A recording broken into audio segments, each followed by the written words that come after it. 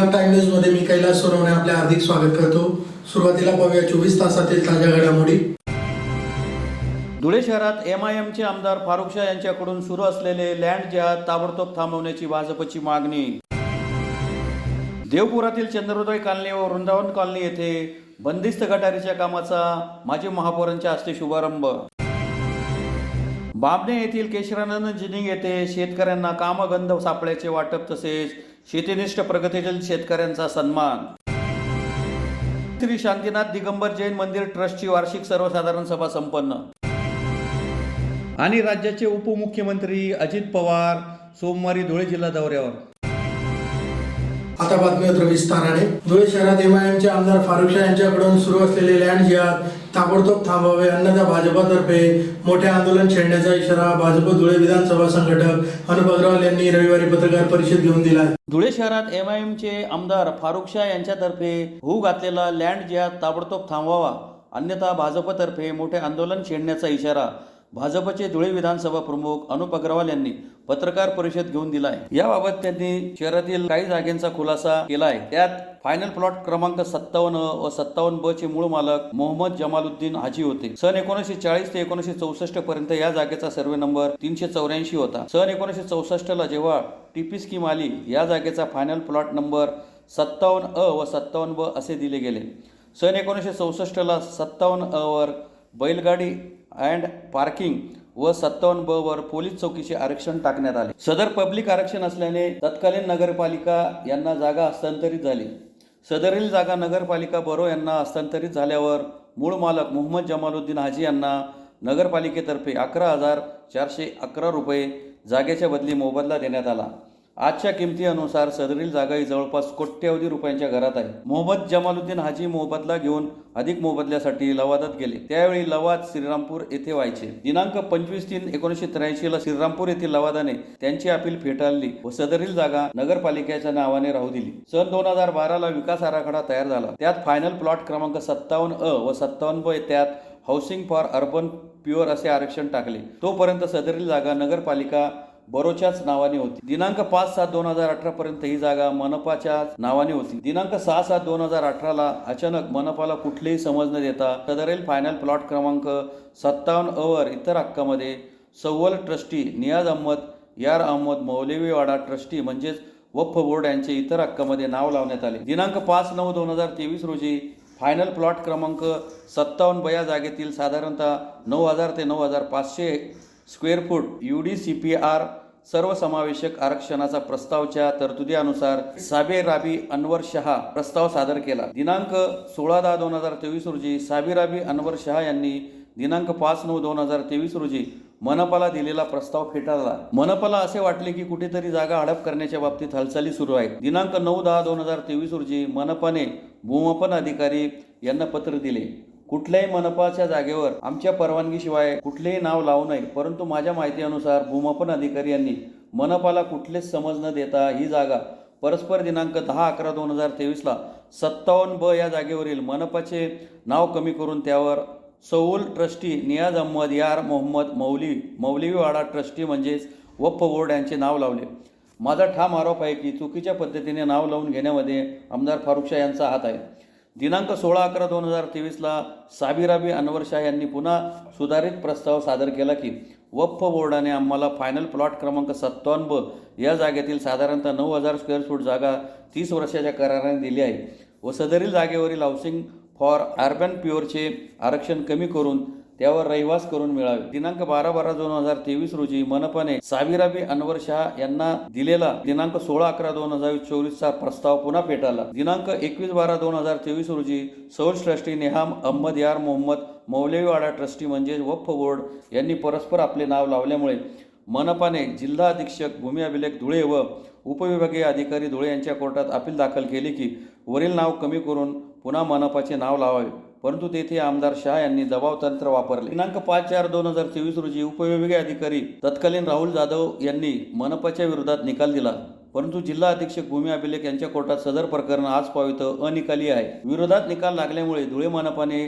धुळे जिल्हाधिकारी यांच्या कोर्टात अपील दाखल केले व ती आज पावित अनिकालित आहेत। वारंवार मनपाकडून आमदार महोदय यांचे मातोश्रीचे प्रस्तावावर फेटाळल्यावर त्यांनी मंत्रालय गाठले व चीफ सेक्रेटरी असीम गुप्ता यांच्याकडे बैठक लावली व त्या बैठकीत असे ठरले, फायनल प्लॉट क्रमांक 57 मधील साधारणतः 9,000 ते 9,500 स्क्वेअर फूट जागेच्या ऐवजी फायनल प्लॉट क्रमांक 49 मधील जागा स्वॅपिंग करून घ्यावी. परंतु मनपाने सविस्तर अहवाल शासनाकडे पाठवला व असे करणे उचित होणार नाही असे कळवले. दिनांक 26/6/2024 रोजी मनपाला पत्र आले.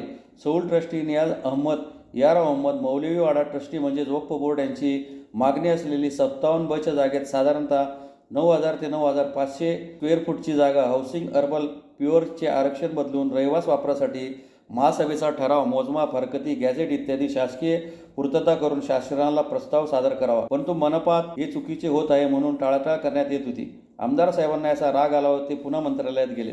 दिनांक 5/7/2024 रोजी पुन्हा नवीन 9ने मनपाला पत्र दिले. त्यात MRTP अनुसार कलम 91 अन्वये कारवाई होणे आवश्यक आहे. कलम 91 म्हणजे स्वॅपिंग अदलबदल करणे. फायनल प्लॉट क्रमांक 57 ऐवजी नगर रचना योजनेत रहिवास वापर अंतर्गत फायनल प्लॉट क्रमांक 49 मधील 9.09 गुंठे म्हणजे 9,000 ते 9,500 स्क्वेअर फूट क्षेत्र महापालिकेस विनामोबदला देण्याची कारवाई होणे आवश्यक आहे. परंतु सदर भूखंड क्रमांक 49 मधले कुठलेही रहिवास वापर नाही. आमदार महोदय मंत्रालयाच्या अधिकाऱ्यांची दिशाभूल करीत आहेत. त्याचप्रमाणे MRTP सेक्शन 91 अन्वये महासभेचे निर्णय घेणे आवश्यक असून ठराव करून शासनात अंतिम निर्णयासाठी प्रस्ताव सादर करणे.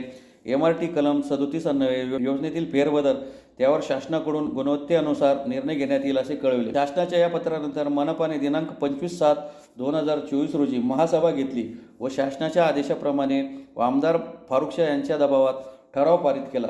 परंतु आमदार फारुख शाह यांनी कुठलाही धीर नव्हता. त्यांनी पुन्हा मंत्रालय गाठले. दिनांक 6/8/2024 रोजी पुन्हा मनपाला पत्र आले. त्या MRT कलम 37 प्रमाणे सौल ट्रस्टी नियाज अहमद, यार मोहम्मद, मौलवीवाडा ट्रस्टी म्हणजेच वक्फ बोर्डकडून अटी व शर्ती लिहून हे नंतर होत राहील त्यांना नोटिफिकेशन काढून प्रस्ताव शासनाला पाठवा. एकीकडे दिनांक 26/6/2024 व दिनांक 15/7/2024 पत्रात सर्व कारवाई करून सर्व कागदपत्रांच्या पूर्तता करून शासनाला प्रस्ताव सादर करावे असे म्हणतात व दिनांक 6/8/2024 रोजी पत्र देऊन ताबडतोब कारवाई करा असे सांगतात.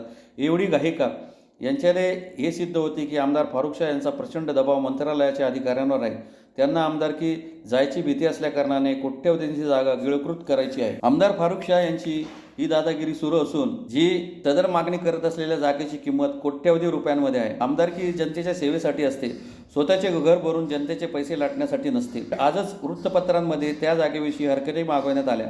माझा आरोप आहे की आमदार फारुख शाह यांच्या कोट्यवधी रुपयांचा भूखंड हडपण्याचा डाव आहे. जर हे प्रकरण ताबडतोब अधिकाऱ्यांनी थांबवले नाही तर सरकारच्या करोडो अब्ज रुपयांचा जागा असे सफेद पोष भूमाफिया गिळकृत करतील. त्यामुळे त्यांनी सर्व अधिकाऱ्यांना विनंती वजा इशारा दिला आहे की या प्रकरणाला गांभीर्याने घ्यावे, अन्यथा याचेवर मोठे आंदोलन उभे करू व जो अधिकारी यात दोषी असेल त्यांच्यावर गुन्हे दाखल करू असेही त्यांनी सांगितले आहे. पत्रकार परिषदेस अनुप अग्रवाल यांच्यासोबत माजी महापौर प्रतिभा चौधरी, चंद्रकांत सोनार, मायादेवी परदेशी, हिरामन गवळी, राकेश कुलेवार, भगवान गवळी, भिकन वराडे आदी उपस्थित होते. बहुत पोटची नाही. ही जागा सुद्धा महानगरपालिकेच्या मालकीची आहे. त्याचेही पुरावे माझ्याकडे आहेत. तेही पुढे टप्प्याने येईल. 2023 मनपाला लगेच पत्र आलं. 26/6/2024 ही जी ट्रस्ट आहे यांची मागणी असलेली 57 जागेला जी स्क्वेअर फूट आहे ही जागा हाऊसिंग अर्बन पुअर चे आरक्षण बदलून रहिवास वापरासाठी महासभेचा ठराव करून मोजमाप करून हरकती मागून गॅझेट काढून इत्यादी शासकीय पूर्तता करून शासनाला प्रस्ताव पाठवावे असं पत्र शासनाचं 26/6/2023 मनपाला. म्हणजे आमदारांना इतकी घाई झाली होती कारण की त्यांना माहिती आहे महिन्याभरानंतर आपला काही आमदार काही आपण गल्लीचा नगरसेवक जाणार नाही, म्हणून त्यांना ही जागा लाटण्याची अत्यंत घाई झाली आहे. जातीवाद करायचा, त्या मतांवर राजकारण करायचं आणि जनतेला वेळ समजून अशा जागा लाटायच्या हेच त्यांचे कारस्थान आहे.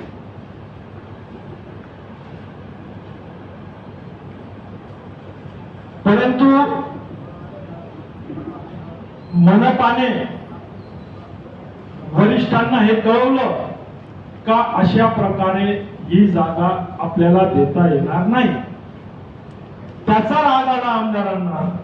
5/7/2024 ला पुन्हा 9 नगर विकास 9 चे डेस्क ऑफिसर मनपाला पत्र दिलं. MRTP अनुसार कलम 91 अन्वये कारवाई होणे आवश्यक आहे. कलम 91 म्हणजे अदलाबदल स्वॅपिंग करणे.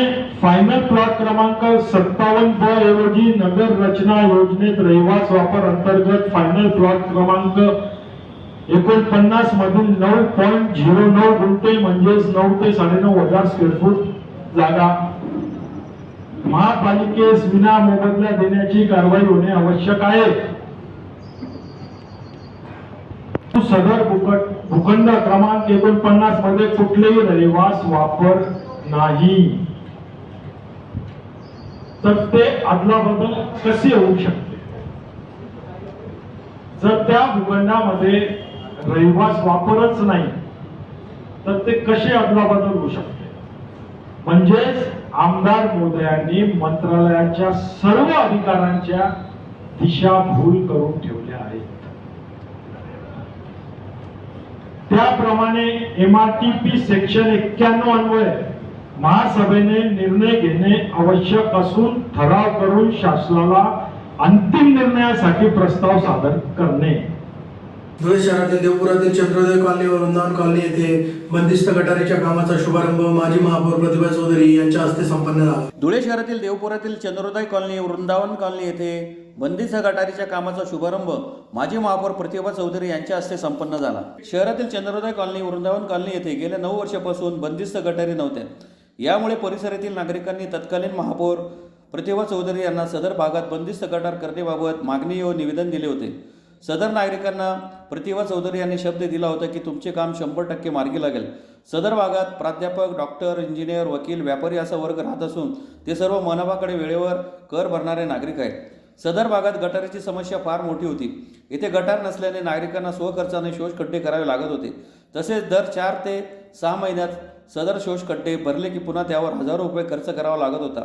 यामुळे नागरिकांची मागणी लक्षात घेऊन तत्कालीन महापौर प्रतिभा चौधरी यांनी मनपा प्रशासनास आदेशित करून सदर बंदिस्त गटारीचे जागेवर जाऊन अंदाजपत्रक करून पुढील प्रक्रिया राबवण्याबाबत सांगितले होते. त्यानुसार आज सदर बंदिस्त गटारीच्या कामाचा शुभारंभ त्यांच्या हस्ते करण्यात आला. यावेळी परिसरातील सर्व नागरिक बंधू भगिनींनी यांनी माजी महापौर प्रतिभा चौधरी यांचे आभार मानत सत्कार केला.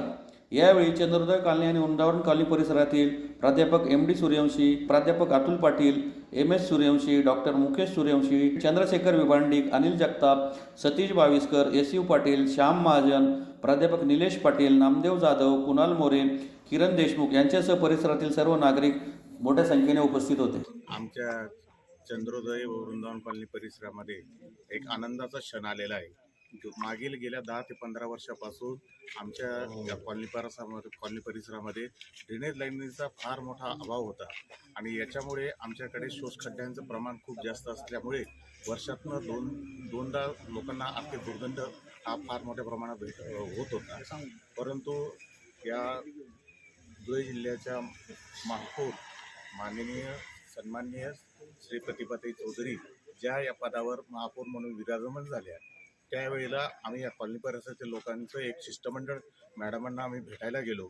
मॅडमांना आम्ही सांगितलं की आम्ही 15 वर्षापासून आम्ही या लोक समस्याग्रस्त आहेत, या समस्या आमच्या सुटायला पाहिजे. याच्यासाठी आम्ही त्यांच्याकडे पाठपुरावा करायला गेल्यानंतर मॅडमांनी पहिल्या आमच्या भेटीमध्ये मॅडमांनी सांगितलं मी या पदावर असेपर्यंत मी तुमचं कामाला गती देईल आणि ते मंजूर करून देईल. आणि त्यांनी त्या आमच्या आम्हाला दिलेल्या शब्दाला पूर्णपणे जागल्या आणि आमचं आज हे 15 लाखाचं काम त्यांनी मंजूर करून दिलं. त्यामुळे आमच्या परिसरातील या कॉलनी चंद्रोदय व वृंदावन कॉलनी परिसरातील सर्व नागरिक तसे आम्ही समाधानाचं आज समाधान व्यक्त करत आहोत. मॅडमांना आम्ही धन्यवाद देऊ इच्छितो की तुम्ही आमच्या ज्या समस्या सोडवल्या त्याबद्दल आम्ही मनपूर्वक त्यांचं अभिनंदनही करतो आणि धन्यवाद देऊ इच्छितो. या ठिकाणी आज चंद्रोदय आणि वृंदावन कॉलनीमध्ये अनेक वर्षापासून नागरिकांच्या ज्या समस्या आहेत गटारीच्या, नागरिकांना इथे गटारी नसल्यामुळे शोषखड्डा करून वर्षातनं 2 वेळा तो शोषखड्ड्याचा त्यांना आर्थिक भुर्दंड सहन करावा लागत होता. आणि तसं पाहिलं तर ह्या भागातले जे नागरिक आहेत ते 100% कर भरणारे लोक आहेत. डॉक्टर, इंजिनियर, प्राध्यापक असे सगळ्याच क्षेत्रामध्ये, शिक्षक असे सगळ्या क्षेत्रामध्ये काम करणारे लोक या परिसरात राहत असतात. परंतु या भागातील जो विकास शहराचा व्हायला पाहिजे होता या भागातील, म्हणजे रस्ते असतील, गटारी असतील, ते सगळ्या त्या पाहिजे त्या प्रमाणात ह्या भागात विकास झालेला नाही. ज्या वेळेला मी महापौर पदावर असताना हे सगळे नागरिक मला भेटायला आलेले होते, त्यावेळेला यांची जी मागणी, प्रामुख्याने एक मागणी होती की आम्हाला गटारी तुम्ही करून द्या. तर त्यावेळेला मी यांना शब्द दिलेला होता. त्याप्रमाणे चंद्रोदय आणि वृंदावन कॉलनीमध्ये भुयारी गटारींचा 15 लाखाचा निधी मी मंजूर केलेला होता. त्या कामाचा आज शुभारंभ करण्यात आलेला आहे. या भागातील जे नागरिक आहेत या सगळ्यांनी मला इथे लाईटच्या समस्या सांगितल्या, पाण्याची समस्या सांगितलेली आहे. तर त्या देखील मी तुमच्या ज्या काही असतील लाईटच्या किरकोळ ज्या काही समस्या असतील, आणि पाईपलाईन इकडे गेलेली आहे पण जॉईंट करायचं राहिलेलं आहे, तर त्या देखील मी तुमच्या आमचे पाणी पुरवठ्याचे जे इंजिनियर आहेत नवनीत सोनवणे साहेब, त्यांना सांगून ती देखील मी तुमची समस्या सोडवण्यासाठी नक्कीच प्रयत्न करेल. तसेच नागरिकांना जो शब्द दिलेला आहे तो शब्द मी पूर्ण केला, याचा मला खूप आनंद आहे. या परिसरातील नागरिकांचा जो अनेक वर्षापासूनचा जो त्रास होता शोषखड्ड्याचा, तो शोषखड्डा भरायचा, वर्षातनं 2 वेळा तो उपसावा लागायचा आणि तो आर्थिक भुर्दंड यांना सहन करावा लागत होता. त्यापासून लवकरच आता त्या आर्थिक भुर्दंड यांना सहन करावा लागणार नाही आणि दिलेला शब्द मी पाळला. आणि तो शब्द आणि या भागातील सगळेच नागरिक हे भारतीय जनता पार्टीच्या पाठीशी खंबीरपणे उभे आहेत आणि राहतील अशी मला अपेक्षा आहे. या नागरिकांच्या चेहऱ्यावर जो आज आनंद आहे तो आनंद पाहून मला देखील एक खूप चांगल्या प्रकारचा आनंद झालेला आहे. जनसेवा हीच ईश्वर सेवा अशी मी भावना माझ्या मनात असते कायम. कोणीही नागरिक माझ्याकडे समस्या घेऊन आले तर त्यांच्या समस्या सोडवण्यासाठी मी कायम कटिबद्ध असते. एवढं बोलते आणि माझे 2 शब्द संपवते. जिल्हा नगर उत्थान योजनेमधून 15 लाखाचा निधी मी मंजूर केलेला आहे. केशरानंद उद्योग समूह, कॉटन असोसिएशन ऑफ इंडिया तसेच महाराष्ट्र चेंबर ऑफ कॉमर्स यांच्या संयुक्त विद्यमाने बामणे येथील केशरानंद जिनिंग येथे शेतकऱ्यांना कामबंद सापळ्याचे वाटप तसेच शेतीनिष्ठ प्रगतिशील शेतकऱ्यांचा सन्मानाचा कार्यक्रम रविवारी संपन्न झाला. केशरानंद उद्योग समूह, कॉटन असोसिएशन ऑफ इंडिया व महाराष्ट्र चेंबर ऑफ कॉमर्स यांच्या संयुक्त विद्यमाने दिनांक 11 रोजी केशरानंद जिनिंग, बामणे, तालुका शिंदखेडा येथे सकाळी 10 वाजता मोफत कामगंध सापळे वाटपाच्या कार्यक्रमाचे आयोजन करण्यात आले होते. कार्यक्रमाच्या अध्यक्षस्थानी कॉटन असोसिएशन ऑफ इंडियाचे उपाध्यक्ष भूपेंद्रसिंह राजपाल हे उपस्थित होते. यावेळी शेतीनिष्ठ प्रगतिशील शेतकऱ्यांचा सन्मानही करण्यात आला. महाराष्ट्र चेंबर ऑफ कॉमर्सचे अध्यक्ष ललित गांधी यांच्या हस्ते कामगंध सापळ्याचे वाटप करण्यात आले. असोसिएशनचे संचालक सुधीर कुमार, मंत्री रितू पांड्या, परेश गांधी हे प्रमुख पाहुणे म्हणून उपस्थित होते. कार्यक्रमाचे आयोजन जिल्हा परिषदेचे माजी उपाध्यक्ष तथा केशरानंद उद्योग समूहाचे व्यवस्थापकीय संचालक ज्ञानेश्वर भांबरे यांनी केले होते. कापूस पिकावरील बोंडअळीचा प्रादुर्भाव रोखण्यासाठी शिंदखेडा विधानसभा मतदारसंघातील कापूस उत्पादक शेतकऱ्यांना दरवर्षी केशरानंद उद्योग समूहातर्फे मोफत कामगंध सापळे वाटप केले जातात. तसेच शिंदखेडा तालुक्यातील 36 प्रगतिशील शेतकऱ्यांचा सन्मानही मान्यवरांच्या हस्ते करण्यात आला. प्रत्येकी 1 शेतकऱ्यास 6 कामगंध सापळे मोफत दिले गेले. गेल्या अनेक वर्षापासून हा उपक्रम केशरानंद उद्योग समूह यांच्या सहकार्याने सुरू आहे. आजपर्यंत असंख्य शेतकऱ्यांना कापूस उत्पादन वाढीसाठी लाभ झाला आहे. बोंडअळीचा प्रादुर्भाव रोखण्यासाठी कामगंध सापळे उपयुक्त ठरत असतात. सापळे जे आहेत ते कपाशीच्या पिकासाठी त्याचा जो बोंडअळीचा प्रादुर्भाव आहे तो रोखण्यासाठी खास करून त्याचा नर त्याच्यामध्ये जर अटकला तर माद्या या नवीन निर्माण होत नाही आणि म्हणून एकेका कामगंधमध्ये 100 आड्या त्याच्यामध्ये येऊ शकतात. त्याच्यामध्ये जी गोडी टाकली जाते त्याच्या गंधामध्ये त्या अटकून जातात आणि म्हणून शेतकऱ्यांचा किमान 20% कापसाच्या उत्पादनामध्ये जर हे लावले आणि बोंडअळी नाही आली तर 20% उत्पादनाचा वाढ याच्याने होत असतो. आणि म्हणूनच गेल्या 10 वर्षापासून केशरानंद उद्योग समूहाने सुरू केलेल्या या उपक्रमास भारतातील कॉटन असोसिएशन ऑफ इंडिया या संस्थेने गेल्या 3 वर्षापासून मदत करण्याचं काम चालू केलं आणि बहुसंख्य शेतकऱ्यांना त्याचा लाभ मिळत. एकूण किती शेतकऱ्यांना आज वाटप करण्यात आलेलं आहे? साधारण 8,300 शेतकऱ्यांना आतापर्यंत वाटप झालेलं आहे. मागच्या वर्षी एकाच दिवसामध्ये 7200 शेतकऱ्यांना झालं होतं. आता 8,300 शेतकऱ्यांना. नोंदणी किती शेतकऱ्यांची झाली? नोंदणी जे आज जेवढी लोकांनी नोंदणी केली त्या सर्व लोकांना कामगार सापडे वाटप त्याच्यासोबत 1-2 झाडं ही देण्यात आली. किती एकूण वाटप झालं आणि उद्दिष्ट काय आहे? आतापर्यंत 8,300 लोकांना वाटप झालेलं आहे. तर साधारण आज कानबाई असल्यामुळे फार कमी प्रमाणात लोक तशी आली. आम्हाला 10 ते 12,000 लोक येतील असं अपेक्षा होती, परंतु दुपारून कानबाईचा सण असल्यामुळे कानबाई मातेमुळे आज संख्या जरी कमी असली तरी आमचं वाटप हे नेहमी 8 दिवसपर्यंत चालू असतं आणि म्हणून बाकीच्यांची नोंदणी करण्याचं काम सुरूच आहे. तर आम्हाला जे सहकार्य मिळतं ते कॉटन असोसिएशन ऑफ इंडिया यांचे व्हाईस प्रेसिडेंट आमच्याकडे आज या कार्यक्रमाचे प्रमुख पाहुणे म्हणून होते आणि तसंच चेंबर ऑफ कॉमर्सचे पण योगायोगाने आम्हाला अध्यक्ष जे आहेत ललित गांधी ते भेटून गेले होते आणि ते पण आज या कार्यक्रमाला आले. त्यांनीसुद्धा पुढच्या वर्षापासून या कार्यक्रमासाठी योगदान देण्याचं ठरवलेलं आहे. म्हणून शेतकऱ्यांना जास्तीत जास्त लाभ कसा देता येईल हाच प्रयत्न नेहमी केशरानंद उद्योग समूहाचा असतो.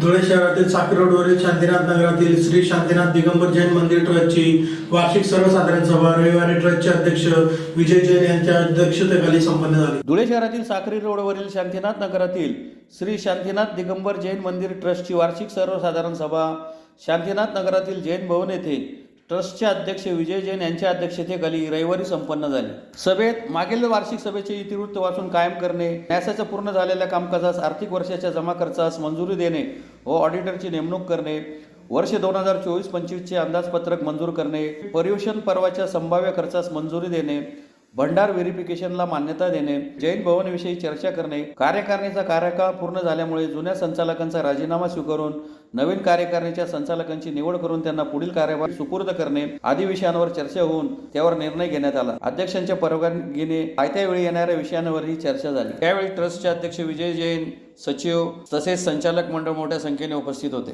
राज्याचे उपमुख्यमंत्री तथा राष्ट्रवादी काँग्रेस पक्षाचे राष्ट्रीय अध्यक्ष अजित पवार यांच्या हस्ते सोमवारी खानदेशातील जनसन्मान यात्रेचा शुभारंभ होणार आहे. यावेळी महिला मेळाव्याचे आयोजन करण्यात आले. राज्याचे उपमुख्यमंत्री तथा राष्ट्रवादी काँग्रेस पक्षाचे राष्ट्रीय अध्यक्ष अजित पवार हे सोमवार दिनांक 12 ऑगस्ट रोजी धुळे दौऱ्यावर येत असून त्यांच्या हस्ते विविध कार्यक्रमांचे आयोजन करण्यात आले आहे. खानदेशात त्यांच्या हस्ते जनसन्मान यात्रेचा शुभारंभ होणार आहे. ही जनसन्मान यात्रा पुढे राज्यातील 30 जिल्ह्यांमध्ये जाणार आहे. धुळ्यात या निमित्ताने दुचाकी रॅलीसह विविध कार्यक्रमांचे आयोजन करण्यात आले आहे. तसेच शहरातील क्युमेन क्लब समोरील जेल रोड परिसरातील अजित पवारांच्या उपस्थितीत भव्य महिला मेळाव्याचेही आयोजन करण्यात आले आहे. या महिला मेळाव्यात अजित पवार हे मुख्यमंत्री माझी लाडकी बहीण योजनेसंदर्भात महिलांशी हितगुज करणार आहेत. या मेळाव्याला महिलांनी मोठ्या संख्येने उपस्थित राहावे असे आवाहन अजित पवार पक्षाचे प्रदेश सरचिटणीस इर्शाद जहांगीरदार, जिल्हाध्यक्ष कैलास चौधरी यांनी पत्रकार परिषद घेऊन केले. यावेळी ज्ञानेश्वर माळी, सुरेश अहिरे, महेंद्र सिरसाट, संजय अहिरे आदी उपस्थित होते. बंधूंचं मी या ठिकाणी स्वागत करतो, त्यांचा आभार व्यक्त करतो की अत्यंत तातडीची बोलवलेल्या या पत्रकार परिषदेत आपण उपस्थित राहिला.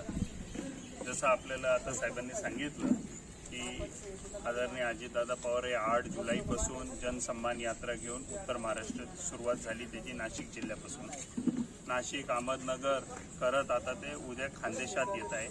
खानदेशात ते धुळे शहर विधानसभा मतदारसंघ आणि अमळनेर विधानसभा मतदारसंघात 2 ठिकाणी उद्या त्यांचे कार्यक्रम. त्याच्यात धुळे शहरातला कार्यक्रम ते सकाळी शहराध्यक्ष कैलास चौधरी यांच्या घरी सदिच्छा भेट देणार आहे. तिथून एकविरा देवीचे दर्शन घेणार, त्यानंतर दाता सरकारचे दर्शन घेणार दाता सरकार दर्गावर, आणि त्यानंतर आपल्या शहराला आलेले आचार्य रत्नसुंदरजी हे जैन मुनी आहे, फार मोठं नाव आहे, त्यांचे पण दादा आशीर्वाद घ्यायला जाणार आहे. त्यानंतर दादा तिथून मारिया हॉल 100 कोटी रोडवर पॉवरलूम मजदूर आणि मालकांचा एक संवाद साधण्यासाठी जाणार आहे. कारण येणाऱ्या काळात महाराष्ट्रात एक पॉवरलूमची नवीन पॉलिसी येत आहे. तर त्याबद्दल धुळे, मालेगाव, भिवंडी हे असे शहर आहे की जे पॉवरलूममधले मोठे नाव राहिलेले, मोठे शहर राहिलेले, जिथं पॉवरलूम उद्योग मोठ्या प्रमाणात राहिला, त्याबद्दल ते तिथं लोकांशी ऑन ग्राउंड परिस्थिती काय आहे, आजची परिस्थिती काय त्याच्याबद्दल समजून घेणार आणि त्यानंतर पॉलिसी आणण्यासाठी जी मदत होईल त्या निमित्त त्यांच्याशी वार्तालाप करणार. जसं आपल्याला माहिती आहे की अलीकडच्या काळात राज्य सरकारने अनेक लोकोपयोगी योजनांचं घोषित केल्या. त्याच्यातली सर्वात लोकप्रिय योजना ही लाडकी बहीण योजना झाली आहे आणि ती जी आता हप्ते आमच्या भगिनींच्या खात्यांमध्ये यायची सुरुवात झालेली आहे. 19 तारखेला रक्षाबंधनाचा त्योहार आहे आणि त्यानिमित्त असं सरकारचं उद्दिष्ट आहे की सर्वांच्या खात्यांमध्ये तेपर्यंत लाडक्या बहिणीचे पैसे जातील हे सरकारचं प्लॅनिंग आहे. तर त्यानिमित्त दादा प्रत्येक ठिकाणी टाउन हॉल मीटिंग घेत आहे आणि ते टाउन हॉल मीटिंगमध्ये महिलांशी लाडकी बहीण योजनेबद्दल ते चर्चा करत आहे. परंतु आपल्याकडं असलेली परिस्थिती आणि एवढा मोठा हॉल न असल्यामुळे आपण हे जेल रोडवर प्युमाइन क्लबला हा कार्यक्रम घेतलेला आहे आणि ह्या ठिकाणी ते सकाळी 11 वाजता येणार आहे आणि 11 ते 12:30 वाजता ते महिलांबरोबर गुफ्तगू करणार आहे की लाडकी बहीण योजनेत आणि काही अडचणी असतील ते जागेवर त्याचा निपटारा लावण्यासाठी ते प्रयत्न करणार आहे. एकंदरीत अजितदादांचं हे 10वं अर्थसंकल्पी बजेट होतं. एवढ्या मोठ्या टायमिंगला म्हणजे 10 वेळेस कुणी महाराष्ट्रात आजपर्यंत अल्पसंख्य सादर केलं नाही, ते दादांनी केलं आहे. तर त्यांचा अर्थसंकल्पावर एक होल्ड आहे, त्यांना त्याच्याची स्टडी आहे आणि ते स्टडीचा फायदा उद्या महाराष्ट्रातील जनतेला कसं व्हायला पाहिजे ते आपल्याला लोकांपर्यंत पोचवायचं आहे. त्यानिमित्त हे कार्यक्रम जनसन्मान यात्रेचं आयोजन केलं गेलं. आता 15 तारखेपासून ही पश्चिम महाराष्ट्रात यात्रा जाईल, तशीच पूर्ण महाराष्ट्रात ही 31 तारखेपर्यंत यात्रा चालणार आहे. त्याची सुरुवात आपली उत्तर महाराष्ट्रातून झाली आणि खानदेशातली सुरुवात धुळे शहर विधानसभा मतदारसंघातून होत आहे. याचा मला पण अभिमान आहे, मला पण खुशी आहे की आपल्या मतदारसंघाची ह्याला चूज केलं गेलं आणि निश्चित या ठिकाणी चांगला कार्यक्रम करू अशी मला माझ्या कार्यकर्त्यांकडून अपेक्षा आहे. आणि दादा उद्या येत आहे, सकाळी 8:30 वाजता ते धुळ्यात येतील, 12:30 वाजेपर्यंत धुळ्यात राहतील. असं त्यांचं एक टेंटेटिव्ह प्रोग्राम आहे. ऑफिशियल प्रोग्राम अजून 1 तासाभरात आपल्यापाशी येऊन जाईल आणि एवढं मी सांगतो, माझे 2 शब्द संपवतो. जय. पुन्हा एक नजर ठळक घडामोडींवर. धुळे शहरात MIMचे आमदार फारुख शाह यांच्याकडून सुरू असलेले लँड जिहाद ताबडतोब थांबवण्याची भाजपची मागणी. देवपुरातील चंद्रोदय कॉलनी व वृंदावन कॉलनी येथे बंदिस्त गटारीच्या कामाचा माजी महापौरांच्या हस्ते शुभारंभ. बामणे येथील केशरानंद जिनिंग येथे शेतकऱ्यांना कामगंध सापळ्याचे वाटप तसेच शेतीनिष्ठ प्रगतीशील शेतकऱ्यांचा सन्मान. श्री शांतीनाथ दिगंबर जैन मंदिर ट्रस्टची वार्षिक सर्वसाधारण सभा संपन्न. आणि राज्याचे उपमुख्यमंत्री अजित पवार सोमवारी धुळे जिल्हा दौऱ्यावर. याचबरोबर श्रीराम टाइम न्यूजचे बातमीपत्र संपले. दिवसभरातील ताज्या घडामोडींसाठी पाहत राहा श्रीराम टाइम न्यूज. भेटूया पुढील प्रसारणात. तोपर्यंत नमस्कार.